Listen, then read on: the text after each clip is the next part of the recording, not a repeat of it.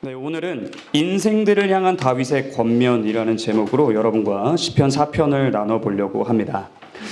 이 시편 말씀은 우리가 이전에 살펴보았던 시편 3편과 마찬가지로 다윗이 도망하던 중에 작성한 시로 잘 알려져 있습니다. 그런데 시편 3편과 조금 차이가 있다면 시편 3편은 너무나도 분명하게 압살롬으로부터 도망칠 때 쓴 시다라고 알려져 있지만 이 시는 압살롬을 피하던 때인지 훨씬 더 어린 시절에 사울 왕을 피하던 때인지 알 수는 없습니다. 그런데 사실 중요한 건 지금 누가 쫓아오고 있느냐 자체보다는 다윗의 삶이 참 고달팠다라는 게 중요한데요. 이 땅에서 살아가는 우리 신자들은 크고 작음의 차이는 있지만 다들 다윗과 별로 다를 게 없습니다. 삶이 참 고달프고 참 억울한 일도 많고 불의한 상황도 참 많고 그래서 우리는 고통을 많이 받습니다. 문제는 여기서 다윗이 고백하는 것처럼 어느 때까지니까 도대체 언제까지 우리의 삶이 이럴까 라면서 애통해하는 경우도 참 많고 답답할 때도 참 많은데요. 믿음의 인물이었던 다윗은 우리에게 정말로 훌륭한 본이 되어주면서 이 시편에서도 역시나 믿음 안에서 일어서는 모습을 보여주며 신자인 우리가 나아가야 할 길이 어디인지를 잘 알려주고 있습니다. 먼저 시편 4편의 전반적인 내용을 오늘 좀 훑어보도록 할 건데요. 다윗은 고난 중에 하나님 앞으로 나아갔습니다. 그리고 내 의의 하나님이여 라고 부르면서 그분이 나의 하나님이시고 공의로우신 하나님이시다라고 묵상했습니다. 즉 다윗은 이 세상은 하나님의 주권적인 통치 아래 있기 때문에 오늘 집사님이 얘기하신 것처럼 우연이 없기 때문에 하나님께서 모든 것을 알고 계시고 이 땅에서 일어나는 죄악 중에 하나님께서 그냥 눈 감아주시는 건 없다. 공의로우신 하나님께서 반드시 심판하고 넘어가신다라는 것을 묵상하고 있습니다. 죄에 대해서는 반드시 형벌하시고 또 즉 하나님께 순종하는 자에 대해서는 그분의 은혜로우신 언약에 기반해서 보상을 주시는 하나님을 묵상했다라는 겁니다. 그리고 다윗은 더 나아가 하나님께서 보시기에 가장 완전한 때에 하나님께서 심판하실 것이고 보상을 주실 것이다 라고 믿었다라는 겁니다. 그리고 다윗은 1절에서 곤란 중에 나를 너그럽게 하셨사오니 라고 말하면서 자신의 과거를 돌아보고 있어요. 하나님께서 지금까지 내 삶에 이렇게 은혜를 많이 베풀어 주셨는데 이번에도 역시나 제 삶 가운데 하나님께서 은혜를 베풀어 주시고 저를 이 고난과 환난 가운데서 건져 주실 줄 믿습니다. 저는 주님을 믿습니다 라고 고백했다는 겁니다. 이렇게 믿음 안에서 다시 일어서기 시작한 다윗은 악인들의 특징과 의인들의 특징을 비교하기 시작하고요. 또 악인들을 권면하는 자리까지 나아가게 됩니다. 죽음의 공포가 자신을 애워싸고 있었음에도 주님의 얼굴을 구하면서 세상이 줄 수 없는 참된 평안 가운데 시편 3편에서처럼 평안히 눕고 잠들 수 있었습니다. 이러한 시편 4편 전반적인 내용을 봤을 때 우리는 몇 가지 생각을 해볼 수 있는데요. 이전에 살펴보았던 시편들과 여러 면에서 굉장히 비슷합니다. 일단 의인과 악인을 구분하는 방식에 있어서 우리가 살펴보았던 시편 1편과 굉장히 닮아 있고요.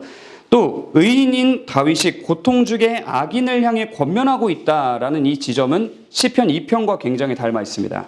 그리고 도망자 신세라는 다윗의 상황이나 그 상황 가운데서 보인 다윗의 믿음의 반응은 시편 3편과 굉장히 많이 닮아 있습니다.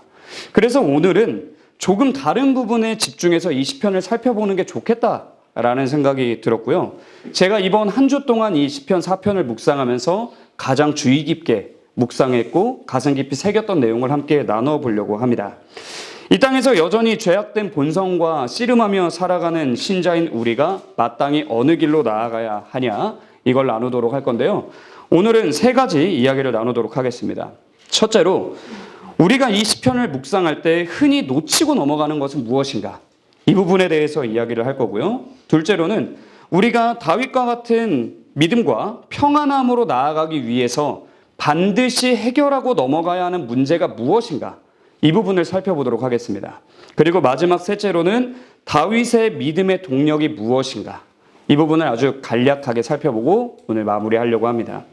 자, 첫 번째 이야기부터 한번 해보겠습니다. 우리가 이 시편을 묵상할 때 흔히 놓치고 넘어가는 게 뭘까요?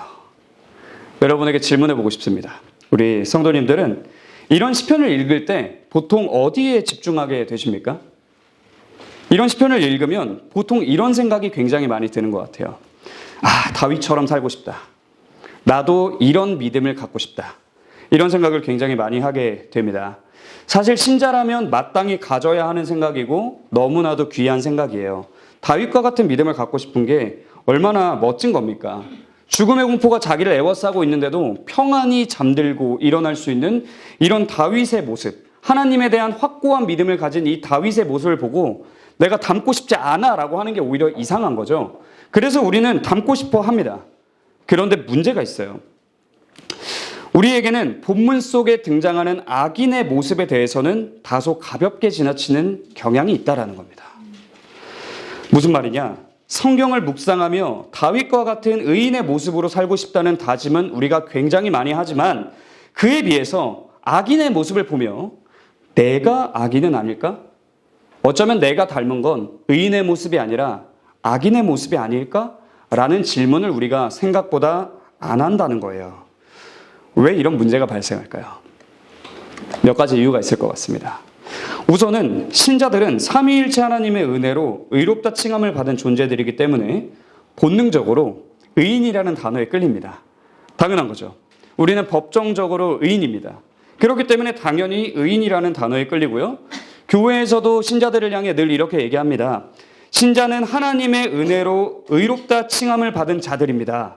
이 선포를 계속 듣고 또 듣다 보니까 성경 속 의인의 모습에만 자신의 모습을 빗대어 생각해 보는 게 너무 자연스럽고 익숙해져 버린 거예요. 그리고 또 이런 생각 여러분 해본 적 있으십니까? 다윗을 지금 핍박하는 자가 누구죠? 이게 압살롬이든 사울이든 이 사람들 누굽니까? 이스라엘 사람이에요.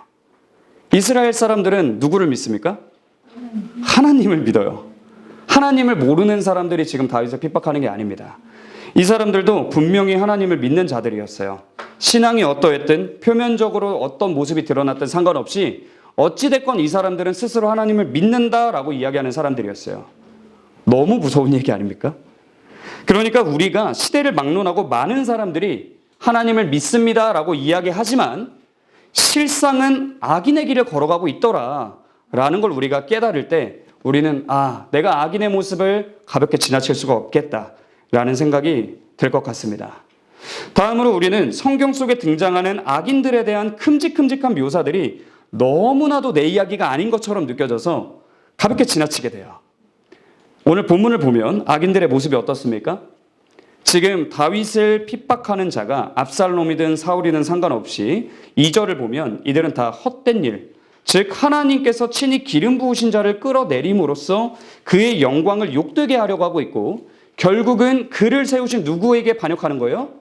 하나님께 반역하고 있는 거예요. 이들은 성경 말씀, 하나님의 말씀이 아니라 자신들의 죄악된 본성에 따라서 거짓을 쫓고 있는 겁니다. 이런 걸 볼 때 우리가 이런 생각이 드는 거예요. 내가 이렇게 살지는 않는데? 그렇죠? 여러분 막 회사에서 이러십니까? 내가 저 대표 자리를 먹어야겠어. 내가 저 사람을 확 끌어내려가지고 내가 저 자리에 앉을 거야. 그리고 막 교회 와서 이러십니까? 내가 목사님 끌어내리고 장로님, 집사님 다 끌어내리고 내가 저 리더의 자리가 돼야겠어. 그리고 집에서 자녀들 막 이럽니까? 내가 엄마 아빠의 자리를 끌어내리고 내가 이 집안의 가장이 될 거야. 우리 이러지 않잖아요.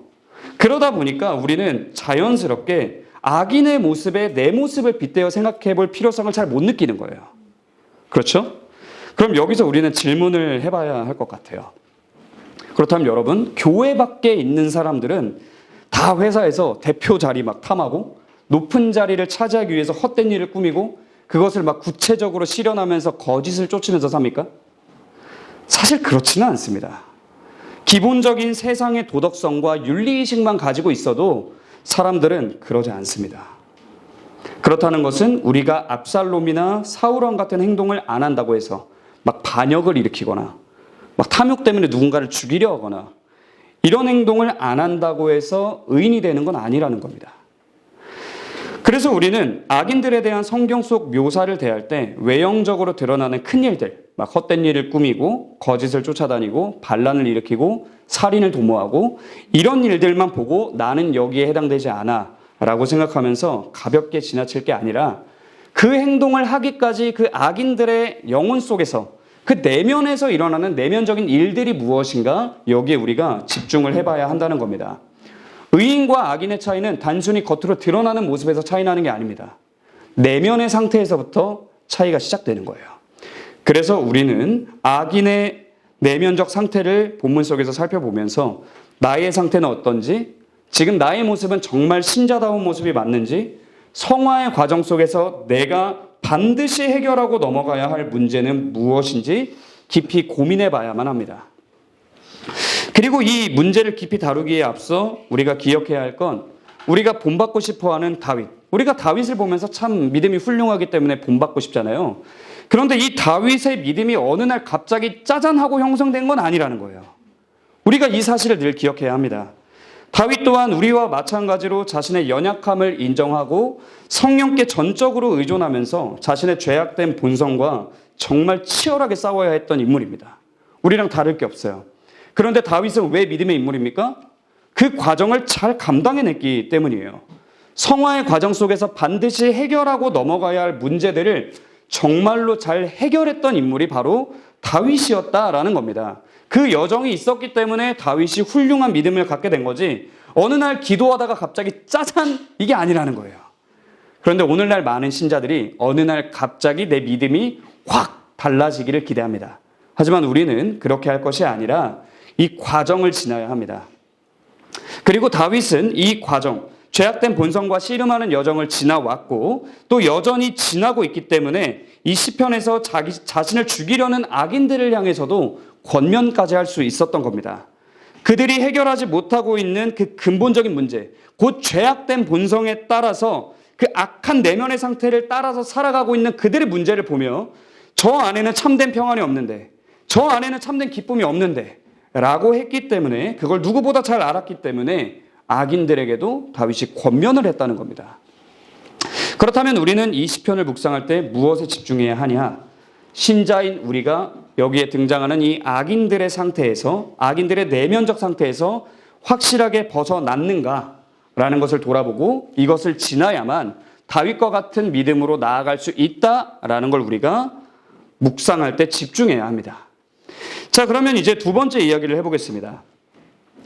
우리가 다윗과 같은 믿음과 평안함으로 나아가기 위해 반드시 해결하고 넘어가야 할 문제, 즉 우리가 가진 죄악된 본성과 그에 따른 행동들로 무엇이 있는지 한번 살펴보도록 하겠습니다. 가장 먼저는 다윗이 악인들에게 어떻게 이야기하고 있는지 한번 살펴볼까요? 2절부터 3절 같이 한 목소리로 읽겠습니다. 시작. 인생들아 어느 때까지 나의 영광을 바꿔 욕되게 하며 헛된 일을 구하고 버섯을 구하려느냐. 여호와께서 자기를 위하여 경건한 자를 택하신 줄 너희가 알지어다. 내가 그를 부를 때 여호와께서 들으시리로다. 아멘. 지금 다윗은 하나님께서 세우신 질서를 전복시키려고 하고 헛된 일을 꾸미며 진리가 아닌 거짓을 쫓는 악인들을 향해서 몇 가지 권면을 하는데요. 첫째로 하나님께서 주권자이심을 기억하라고 합니다.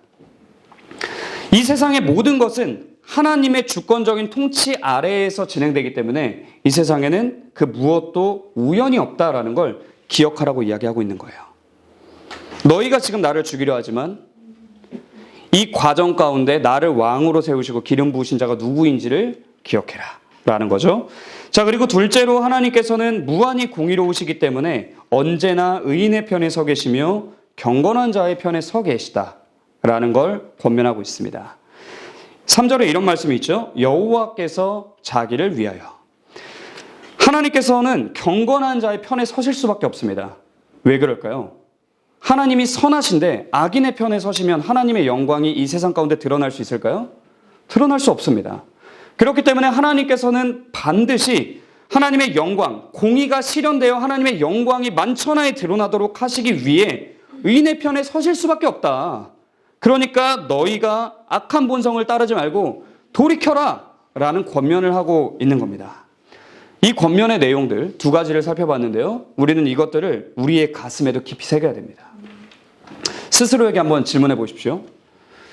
나는 하나님께서 역사의 주인이시고 모든 것을 주관하신다는 것을 정말로 믿는가? 여러분 정말로 믿으십니까?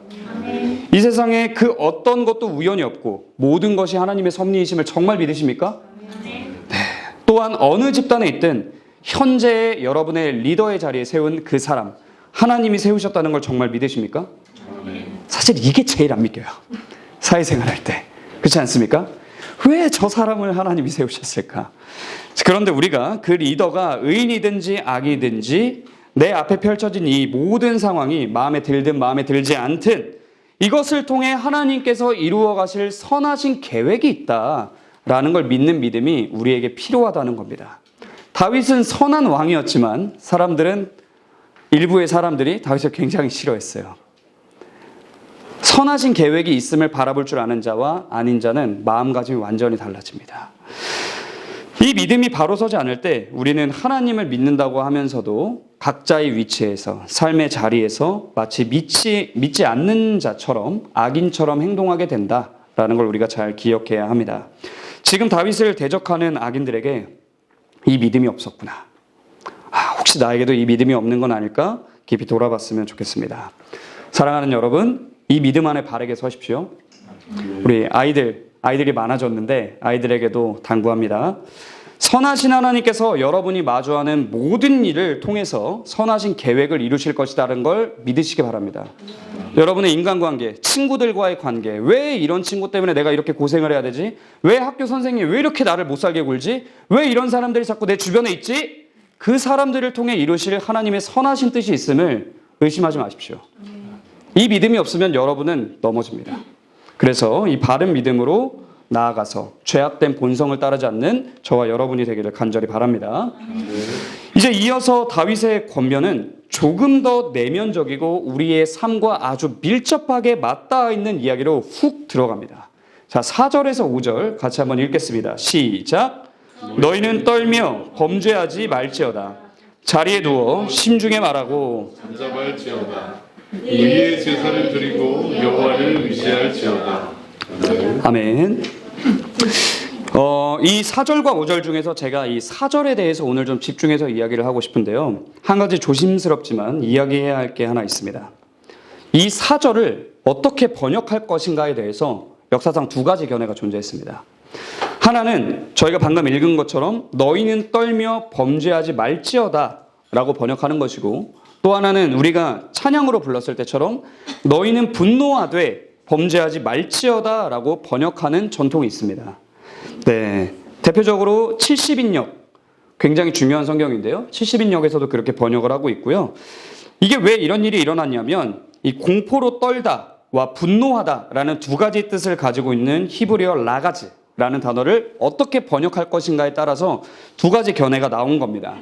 그런데 성경을 보면 신약의 사도 바울이 이 4절 말씀을 에베소서에서 인용을 하거든요. 에베소서 4장 26절에서 이렇게 인용을 합니다. 분을 내어도 죄를 짓지 말며 해가 지도록 분을 품지 말고, 이렇게 번역을 해줍니다. 그러면서 너희는 분노하되 범죄하지 말지어다 쪽에 손을 들어줬고요.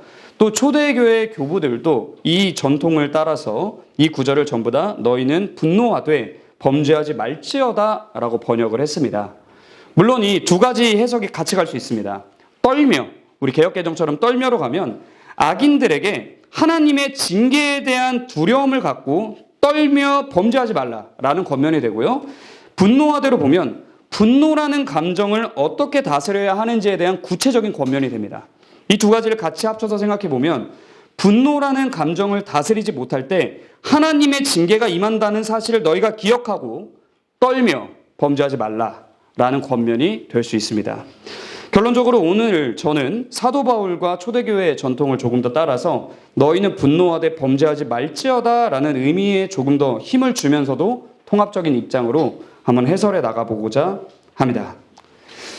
여러분, 우리가 이 세상을 살아가면서 많은 죄들을 짓게 되고 특별히 관계 속에서 많은 죄들이 일어나는데 대부분의 죄가 어디서 시작되냐? 분노에서 시작이 됩니다. 문제는 타인에 대한 분노가 많은 죄를 낳는데 가장 심각한 건 뭐냐? 하나님께 대한 분노로 이어지게 된다는 거예요. 이게 무슨 말일까요? 지금 본문에서 다윗에게 분노하고 있는 자들은 사실상 지금 누구에게 분노하고 있는 거죠? 다윗을 기름 부으시고 다윗을 세우신, 친히 그를 왕으로 삼으신 하나님께 분노하고 있는 겁니다. 역사를 주관하시고 모든 것을 다스리시는 하나님께 분노를 표출하며 이건 있을 수 없는 일이다 라고 생각을 했다는 거예요. 즉 우리가 누군가에게 분노할 때는 그 사람을 친히 창조하시고 그 사람을 지금 내 앞에 두신 하나님께 분노하는 것이 될 수밖에 없습니다. 그렇죠?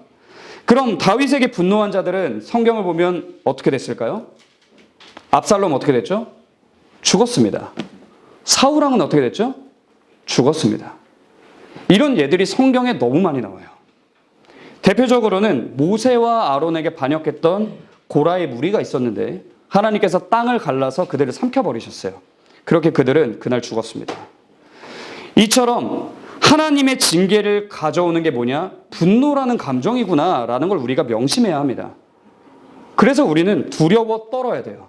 나의 분노의 감정에 대해서 경각심을 아주 중요하게 가지고 살아가야 한다는 겁니다. 여기서 한번 생각해 볼까요? 우리 여러분, 우리 성도님들은 분노를 잘 다스리고 계십니까? 어떠신가요?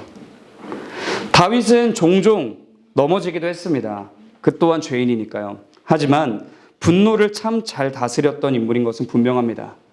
밧세바를 취하고 정죄를 당했을 때 보통 우리는 우리의 죄가 까발려지면 분노합니다. 근데 다윗은 겸손히 무릎 꿇고 하나님 앞으로 나아가서 회개했어요. 본성상 정말 어려운 일 아닙니까? 그러므로 우리가 다윗과 같은 믿음과 평안함으로 나아가기를 원한다면 이 분노를 해결해야 되는구나 라는 걸 오늘 이 시간에 명심했으면 좋겠습니다. 이를 위해서 우리가 이 시간에 분노라는 감정에 대해서 뭔가 좀 자세히 생각을 해봐야 될 것 같은데요. 이 4세기의 교부 중에 암브로시우스라는 교부가 있습니다. 이분이 이 4절을 묵상하면서 이렇게 해설을 했어요. 잘 들어보세요. 우리는 화를 느끼지 않을 수 없지만 적어도 그것을 누그러뜨릴 수는 있습니다. 따라서 화가 났을지라도 곧 본성에 따라 감정이 자극되었을지라도 죄를 짓지 않아야 합니다. 본성을 거스를 수 있어야 합니다. 자신을 다스릴 수 없는 사람이라면 다른 사람들을 다스리는 일은 더욱더 힘들 것입니다. 여기 너무 중요한 표현이 나옵니다. 인간은 분노라는 감정, 화라는 감정을 느끼지 않을 수 있을까요? 느낄 수밖에 없습니다. 이 감정을 느끼는 것 자체가 죄는 아닙니다. 하지만 이 감정에 자신을 맡겨버리고 그 죄악된 길로 나아갈 것이냐, 아니면 그 분노가 찾아왔을 때 모든 것을 주관하시는 하나님의 선하심을 바라보며 그 분노의 감정을 다스릴 것이냐, 믿음의 반응을 보일 것이냐, 이건 우리의 선택의 영역이라는 겁니다. 그래서 우리는 분노의 감정이 찾아왔을 때 다스려야 됩니다. 그냥 못 다스리고요, 믿음으로 다스려야 합니다. 그런데 제가 이런 이야기를 하면 이런 생각이 들 수 있습니다. 저는 그렇게 막 분노를 표출하며 살지는 않는데요. 네, 실제로 사실 교회에 있는 많은 분들이 어디서 막 화를 내거나 막 분노를 표출하면서 살지는 않죠. 우리가 막 어디 식당 갔는데 메뉴 잘못 나오면 소리 지르십니까? 우리가 그러지는 않잖아요. 그런데 그렇다고 해서 정말로 우리가 분노하지 않으면서 사는가라고 질문하면 저는 아니라고 생각합니다. 분노, 화, 이 감정들은 언제 찾아오냐? 기본적으로 나의 욕구가 저지되거나 원치 않는 것이 외부로부터 강요될 때 찾아옵니다. 이런 상황이 찾아왔을 때 저는 일반적으로 신자들이 굉장히 정제된 방식으로 비틀어서 분노와 화를 표출하고 있다고 생각해요. 굉장히 비틀어서 냅니다. 우리는 그냥 있는 그대로 화를 표출하면 나이스하지 않기 때문에 그건 별로 이렇게 사회적으로도 좋지 않다는 걸 다 알기 때문에 사회화가 잘 돼서 비틀어서 아주 죄를 정죄해서 끄집어냅니다. 그게 뭐냐?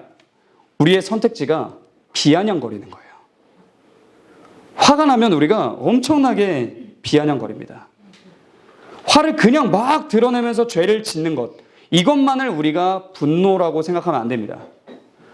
화는 반드시 감정의 폭발로만 드러나는 게 아니라 나의 유익을 위해 상대방에게 비아냥거리는 것 또한 엄밀한 의미에서 화고, 분노라는 것을 우리는 기억해야 합니다. 이것도 표출하는 거예요. 너는 틀렸어. 하지만 나는 옳아. 그러니까 너의 그 잘못에 대해서 너는 어떤 방식으로든 마땅한 보응이 있어야 돼. 라고 하면서 도덕적인 판단을 내리고 의지적인 반응이 결합될 때 우리는 비아냥거리게 됩니다. 그래서 신자들의 분노 표출은 대부분 이렇게 나타나는 것 같아요.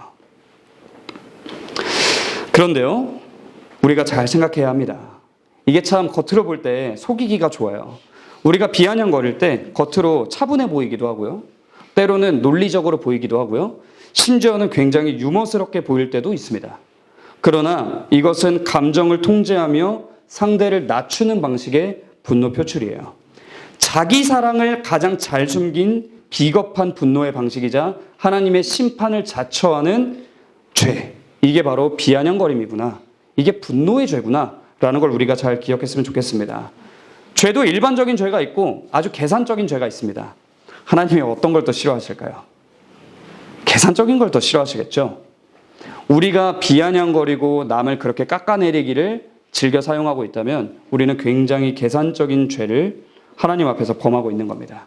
그리고 그 사람을 낮춤으로써 그 사람을 세우신 하나님을 깎아내리는 죄를 짓고 있는 겁니다. 그때에는 반드시 하나님의 징계가 찾아옵니다. 그래서 우리는 반드시 두려워 떨며 이 죄를 떨쳐버려야 하는데요. 그럼 우리가 비아냥거리면서 계산된 분노를 가장 많이 표출하는 곳이 어딜까? 가정입니다. 가정에서 서로 배우자끼리, 그리고 형제 자매 간에, 또 심지어는 부모 자식 간에도 서로 엄청나게 비아냥거립니다. 물론 우리는 이 세상을 살아가면서 서로를 화나게 하지 않을 수 없습니다. 우리는 다 죄인이고 내가 하지 않은 말 때문에 상대가 화를 내기도 하고 나는 이런 의도가 아니었는데 상대방을 화나게 하기도 하고 이런 일들이 정말 비일비재합니다. 우리는 연약한 죄인이니까 어쩔 수 없어요. 하지만 상대방의 행동에 내가 어떻게 반응할 것이냐, 이건 믿음의 영역입니다. 그리고 우리가 신앙 안에서 선택할 수 있는 영역이에요. 우리는 믿음 안에서 범죄하지 않을 수 있습니다. 그렇다면 배우자가, 가족이, 다른 누군가가 내 마음에 들지 않는 행동을 할 때 우리는 신자로서 무엇을 해야 하느냐? 다윗처럼 행동해야 합니다. 다윗은 어떻게 합니까? 다윗의 권면을 따라서 우리가 하나님의 주권을 생각해야 하고요. 어떤 일이 일어나도 이게 하나님 안에서 일어난 일이구나. 그리고 선하신 하나님께서 이 상황조차도 나를 위해서 마련해 놓으셨구나. 내가 당장은 이해할 수 없지만 하나님께서 이 일을 통해 나에게 주시고자 하는 게 있구나. 이 사실을 기억해야 합니다. 우리가 분노가 찾아오는 그 자리를 바르게 해석해야 돼요. 분노가 찾아오는 자리는 그냥 우리를 괴롭히는 자리가 아닙니다. 하나님께서 우리에게 주신 믿음을 시험할 수 있는 자리예요.